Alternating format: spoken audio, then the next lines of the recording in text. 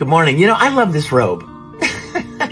I had a good friend make this robe for me and a couple of my Star Trek friends. It's a Star Trek uniform that Captain Kirk wore, and it was a wraparound. And I thought, wait a minute, robes wrap around?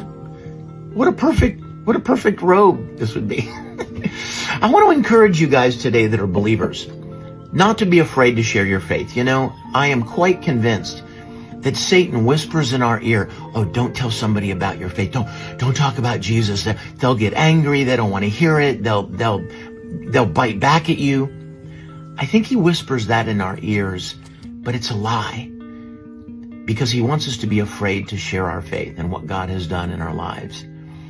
I'm quite convinced that a lot of people are much more receptive to it than we might think. We are convinced by the enemy that maybe our words and our faith, they don't want to hear it, and they'll come at us if we try to share it. But I think that's a lie. I think people, especially in today's world, are looking for something that they can ground themselves in and want to believe that God loves them and wants them in his family.